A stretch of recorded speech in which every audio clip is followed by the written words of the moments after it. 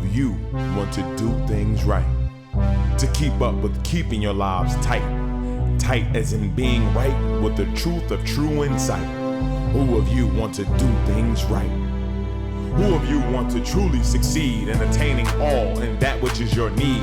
To be heard by the real answerer of all deeds, the true hero of all whom pleads. Who of you really want to bow down to the true King of Kings commanding the crown? To worship the one that ever rules alone, commanding everything of creation from the seat of its throne. Our audience will continue. Lord, Holy Apostle, may I use peace and blessing be with you. May I use peace and blessing be with them, my friends. We're talking about the true misrepresentation of the universal religion of truth. The term which is spoken in English, but known by names historically as Islam, the Way, and the like. You know, you indicated that you told us it is the one thing. It represents the one thing that all people of all makes who are at war with each other. Yeah. Still worship whether they recognize it or not. You know, the thing that was prophesied 2,000 years ago, the thing that was prophesied 5,000 years ago. But because we in a Christian society, we always talking about John's revelation. I mean, Jesus' revelation to John and the other disciples that they recorded and wrote down. And people was giving them credit for it.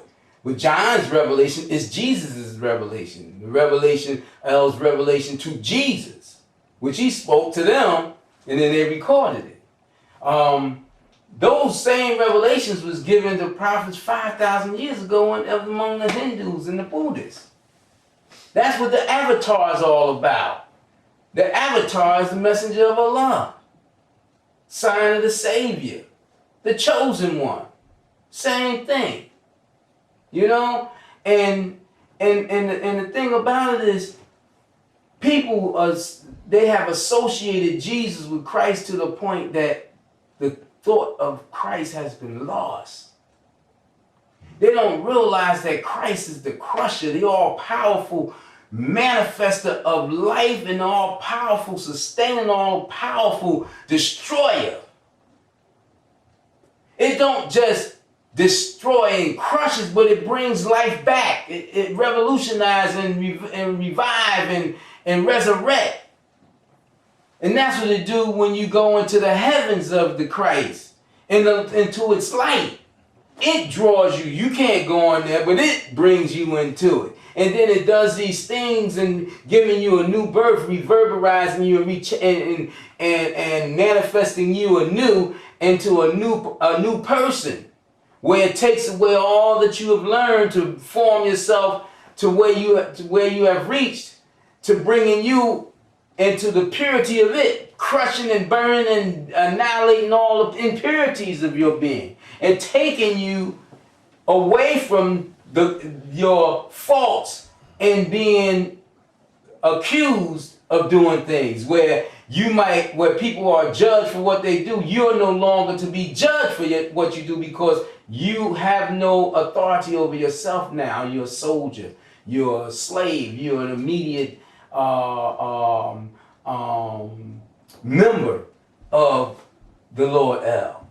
You see? Now, in this Christ, people forget and they don't even realize that Christ is the Lord of hell.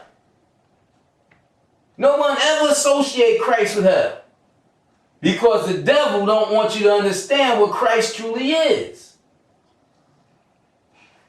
Allah said in the Holy Quran, don't snort too loud, dear.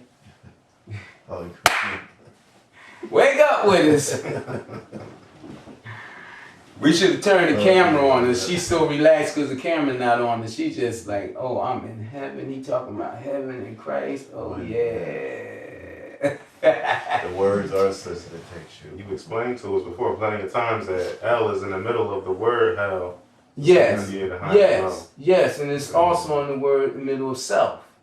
You know, when these words were devised, they were devised with L in mind. They knew, you know, L is the creator of these words actually, and he put these words in man to be expressed.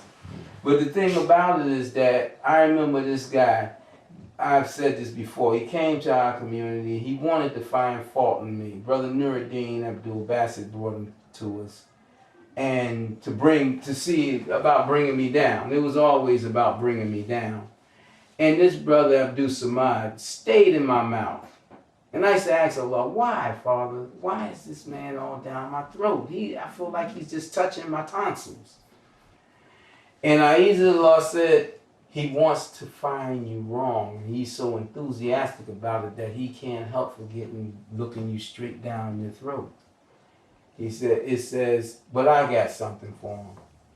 And one day I was speaking, or El was speaking through me, and it said that the angels were created of light and fire. And he said, Astaghfirullah, no, the angels were created of light, pure light. It says it in the Holy Quran. And as I was speaking, I said, oh Allah, why you caused me to say that? That's not in the Quran. And Allah said, fear not. Remember, where there's light, there's fire. And where there's fire, there's light. Must I say everything? You know, and then it gave me a whole lesson for even feeling that thought in my mind. Oh, why you let me be incorrect in front of this brother? But I wasn't incorrect because Allah was speaking. I wasn't incorrect, but I just felt like, oh, he got something now. But Allah explained it very clearly while I was holding that same conversation, because Allah knew what the deal was with him. And then later Allah explained to me about the Christ. The Christ, there's two sides to everything. Allah manifests two sides to himself in all ways. And the Christ don't have one side. The Christ is in heaven and in hell. The Christ is the crusher in heaven of the good, that it manifests, bringing purity to the good and destruction to those who come up into it that's not right. And it manifests its crushing in hell, in the fire of hell. And there's light in hell too from that fire. But it's a murky light because of the ashes and the smoke and, you know. I mean, just think of that. Demonstrate within your own mind what comes about when you set fires ablaze. You know what I'm saying? Sure. And that's the opposite side. In the heavens, the light is so pure and so clean, and you would not even believe it's light. It's like it's alive. It's no light like it on earth. It's no light like it in this realm of being, in this dimension. It's so pure. You know? And it really is impossible for me to explain it. You have to see it yourself. You ever seen crystal clear water? Huh? You have. Sure. Because we went to the caverns. And we seen crystal clear water that came through the mountains, through the earth. And it was untouched by anything except the filtering of the mountain. And it laid in them caverns down beneath the ground, and it was so clear. You would want to drink it. I wanted to drink some. I just wanted to taste it, but I said no. Maybe they made such a clear reflection until we thought there was actually mountains underneath. Yeah, you never seen it so clear. Mirror clear water. Yeah, it was awesome.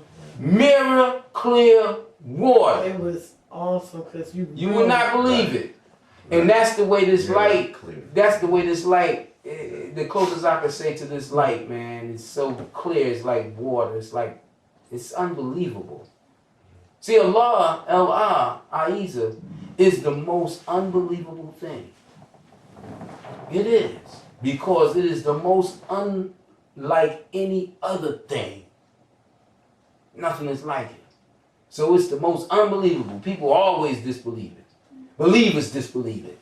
That's what Abraham was talking about. Mm-hmm. Because see, a lot of people didn't look into the deepness of what Abraham was trying to. Yeah, they was only looking at the figures, the forms of the things. But Abraham realized, like, this is beyond me being able to label it, to capture it. Yeah. It just is, you know. And I thought about that today. It was because we have a puppy around here, and I thought about how Allah gave life to humans and animals in different stages. Like a dog don't live past a certain amount of years, but the dog could go and have reproduce, and go through the family structure in a shorter period of time, and it gives human beings a longer period of time.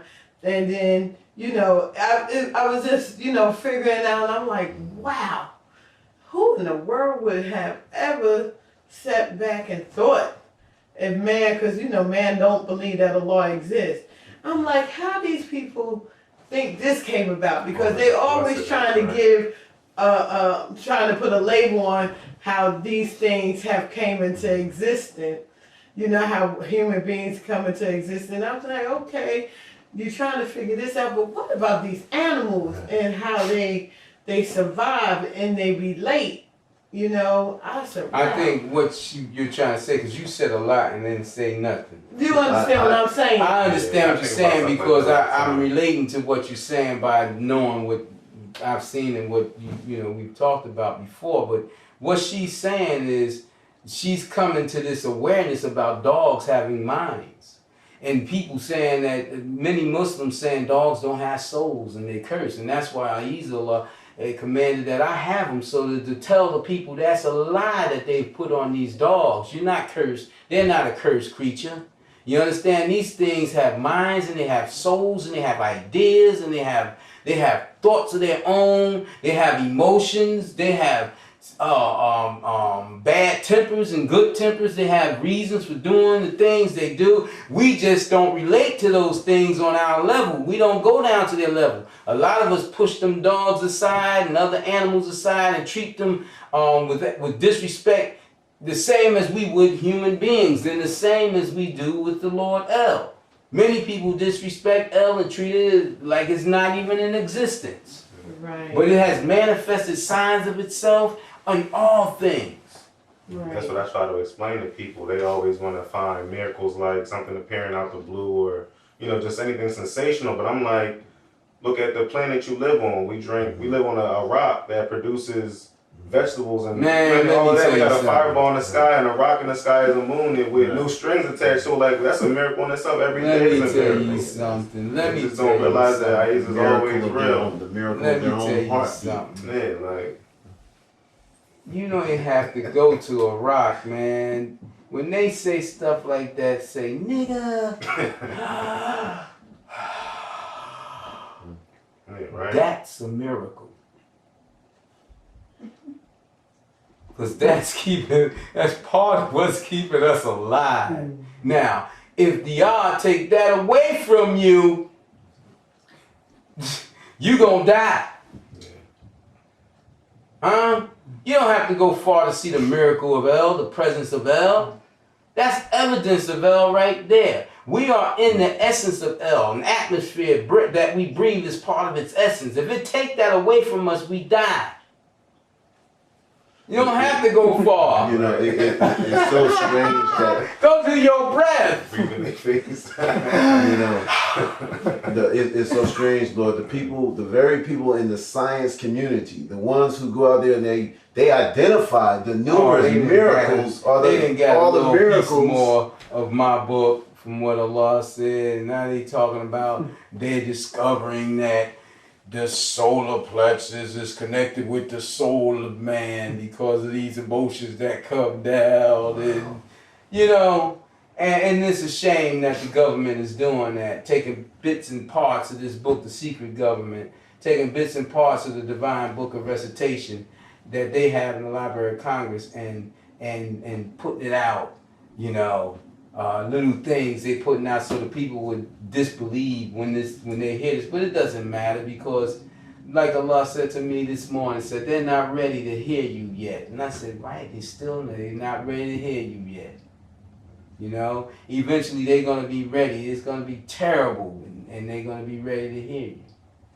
Another misconception about the universal religion of truth, like people think they hear you and they think like you're coming down with a new religion, and people before think that Islam's a new religion. And it's not realizing that it's all from the same. It's just a reverberation. It's just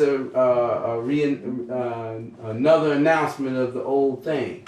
I'm speaking this language of Islam, the universal religion of truth, in English, and I'm interpreting in English. to our people and to the mindset of the English knowers and people who live this English life, so that, you know, the chosen in this land on the east, where the sun is rising in the west, will understand and have the opportunity to accept the Lord's words, its new covenant and its messenger, you know. And there's no compulsion in this thing, but the Lord, it's going to destroy a lot of people before a lot of people decide they're going to listen, you know. But when the terror gets to be to a point where you know you have no win in it and it is coming for you, you know, I've had a lot of people turn to me and say, I want to be your friend, after they wanted to be my enemy for so long, you know, because they seen the terror coming at them and they want to repent for fear of death and going to hell. See, one thing about the atheists and the disbelievers, they can't get away from the truth of their own soul. So in the ultimate end, they gonna call on A. They gonna call on the A.H.A.D. And they gonna call on the Savior. They gonna fear the Christ of A.H.A.D. Excuse me. They're gonna recognize it, and they're gonna recognize what they're calling. They're gonna recognize what they're calling, because their soul gonna make them recognize it. You know? Many of them, sometimes, many of them atheists and what have you, call on it in this life, and then they say, whoa, did you hear what I did? I can't be doing that. Because I don't believe. What would make me call on that? It's inherent. Yeah. If people knew that Ah was the greatest name of the Lord El Ah, a lot of them would try to not say Ah. They can't help it. They can't help for saying Ah. And see, a lot of people, Christians and Muslims and Jews and what have you, they would like to shut me down about this truth of the Ah, but they can't get around it. Well, you better not go to Pakistan. Even Kirk, Captain Kirk, said he was speaking a universal language. Ah! Yeah. Huh? Yeah. When people come to an understanding Written about by something, probably an understand. atheist. There you go. Yes. Say like when you Right. understand about something. Yeah. That's Yeah. In all phases. Yeah, you can't help it. It's instinctive, man. You know, I'm gonna call itself. You know, Do misrepresent you? the universal religion, but the people who come in, they misrepresent what the universal religion of truth meant in past times. I remember a person now addressing me some time ago prior to me meeting you, getting an opportunity to meet you, and they were very concerned about you writing another Quran. Yeah. You know, this person describes as he's writing another Quran, you know. And No, I'm right. I was writing something more than the Quran. So you could dial them up and say, you Right. know what? You was almost right. The Lord then gave him 3 times the Quran. That's this, you know, it's just strike me even then, like you're not recognizing what the Lord El is capable of, even in that. So until you give it fair investigation as to what you're talking about, because it was a bit disconcerting at the time, you know, but still you have to be balanced to know that initially you have to know that the Lord El is endless. It's independently endless. And it's merciful that it's sending down its words in English. That's mercy for the people. Those who curse me, they cursing the mercy that is manifesting through me by sending this book down. I never claimed to be the author of the book. But this is the other. And I got witnesses that will tell you when these words come down. One book we got, what, in a month, in 30 days, 500 and some odd pages? And you could look at it and you weren't going to find no mess in it. And I was in awe myself. But I tell people, oh, it's easy for me because I'm not writing it. I mean, I'm not the author of it. I'm not creating it. I'm not producing it. I'm being written through. I'm a pen of Allah, a pen of A.H.A.D. It writes through me. Therefore, I have no weight on my head in putting these words down. My only problem is keeping up with what it's giving me. Because sometimes you couldn't tell me I didn't write the whole sentence. And I go back and words missing. I'm like, how that happen? I swore I wrote that whole sentence down, that whole paragraph. Oh, Lord, forgive me. And it says, son, I forget nothing. Don't worry. It ain't lost. You'll get it. And I go back weeks later, months later, and write stuff and switch it over. Boom. Oh, piece of the puzzle. Boom, right there. So it shows me, manifest to me, and make me a witness of it, even in what I write. That I'm not the one. That it is the one. And I bear witness to that. And also, because I can testify, I've heard the Divine Book of Recitation be recited, and that's nothing no man wrote. You know what I'm saying? I can tell by the way it's like we read Quran, and you know that that's divinely inspired. That's from Allah. That's the same way it is with the Divine Book of Recitation. Yeah. And I can bear witness to that. No man wrote that book. Yeah. And the funniest thing is that you have some people like we encountered this individual. You have some people that believe that there is a messenger prophet to come, Mm-hmm. or there may be a messenger prophet here today, Mm-hmm. but they be like, can't be you. Can't be you. Because in their mind, they are picked, Mm-hmm. and they have an idea of what this prophet is supposed or to has be. that been the case that it's been picked for them by the different pictures that they've seen in the movies, Because, and the pictures or whatever? Because we experienced Stories. this brother, and I said, you know, I laugh because I find things very funny. I don't take offense to it like I used to. I just like brush it off, so to speak. You know, I spoke to this brother, and I started speaking to him first, and I found out that I knew his uncle who played with Islam. I mean, really play with Islam. He don't play with Islam so much that Allah done let have caused him to have 2 strokes. Boy, You know, he one of them brothers that be like, yeah, Akid, yeah, Shaq. But then you know, I go to find out from people I deal with at work and stuff. He in the bar with them, eating all kinds of stuff, drinking and partying, hitting on them, buying fur coats and doing all this stuff. Won't conduct his business right. Be beating people for their money and what have you. You know, and the Lord stroke him up twice. You know, he got this nephew who I didn't know was his nephew when I was talking to him. But then when I was telling the nephew about Allah being present in this day and has sent a messenger prophet, so forth and so on, and then I started telling him, you know, then he remind me that I knew his uncle, that he knew me. And I said, oh, your uncle. And I said, you know, your uncle, I've been trying to call him to write. He like, yeah, I know he be ripping people off. Know all these negative things about his uncle, right? And then, you know, the Holy Apostle started speaking to him, told him that he was the chosen one this day. And he said, hey, I don't have to believe you, but I will respect you, right? So that was cool. You don't have to believe, but I told him, you know, check out some things, you know, that Allah sent down, because I ain't got time to sit up here and try to convince you. That's not my responsibility. And in the midst of this conversation, he was talking about how Muslims, because he got dreads and everything, they won't acknowledge him as being Muslim. They won't give him the peace and everything like that. Lord, behold, a week or so went by, and he must have spoke to his uncle. He must have spoke to his uncle. Now he ain't speaking to us. You know? And my whole thing is, I wasn't trying to sell him on this. I was just telling him that Allah is present. And this done happened. We've been forewarned, and this is going to happen.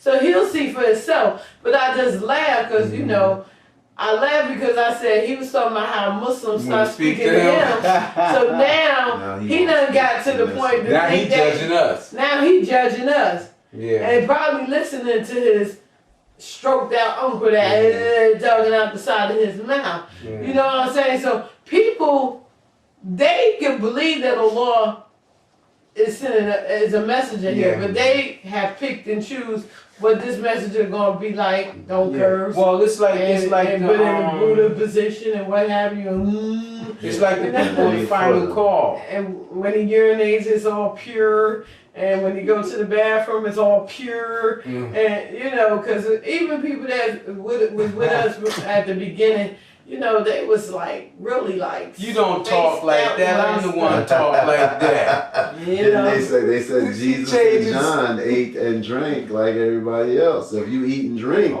that means you're gonna like everybody. Yeah, you're gonna. And Jesus had an investment in wine too, didn't he? You know, the prophet sneezed one day. They was like, "Oh, that was a holy sneeze." Like, okay. But you know what? I think one of the dramatic things that I can point to is that Final Call organization, who literally wrote after we went to visit them, wrote that we can believe in a messenger that was here and one to come, but we can't believe in one that's here.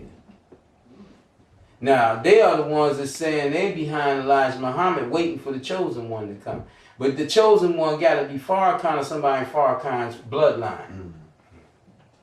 If that was the case, Elijah would have chosen before he died. Before he passed. It ain't like Elijah lost his voice before he died. Yeah. So we were talking about cults before, but it seems like each new cult tries to become the orthodox. You want to try to become the mainstream. Yeah. Mm-hmm. It is what I say it is, and you know, follow it. And if you come outside of that, you're a heretic, or you're out of order. But it's easy to be a disbeliever. Like I said, A.H.A.D is the most unbelievable thing that is. You know, Allah is the most unbelievable because it's the most unlike anything else. It's a thing that's nothing is like. You know, and it does all these impossible things that are impossible for all its creatures to do. So you got people who have doubt and want to disbelieve about it until something is impressed upon them personally to make them say, I believe. You know? And we have people that has come to this community. This community been full of disbelievers. I mean, I've spoke to tens of thousands of people. You would not believe it because you don't see 100 around me. But you would say, I bear witness. You know, a lot of them said, I bear witness. You know, I was told by a person that I'm her lifeline. But A.H.A.D gave her commandments that in regards to me, that she would not fulfill. But she says she's a believer and I'm her lifeline. And that sounds like a conflict of interest. It sounds like a contradictory of her heart, her mind, her words, her actions. Because if you're a believer, you're going to do what Allah commands you to do. You're going to break your back to do it. Huh? Because you will put A.H.A.D Allah first before your own self. And people don't understand what belief is. That's why A.H.A.D said, don't say you're a believer. You've yet to come to believe. You don't understand what belief is. You don't know what belief is. You won't know to believe Allah until you know Allah. And people still grappling throughout life about what do the Lord mean? He who knows himself knows the Lord, and he who knows the Lord knows himself. Am I God? I can't be God. How could you know? And then others say, I know God. I am God. Because I know myself. Knowledge is a heavy thing. A knowing for real is a very deep thing. Knowing is basically absolute. Not guesswork, not almost there, absolutely there.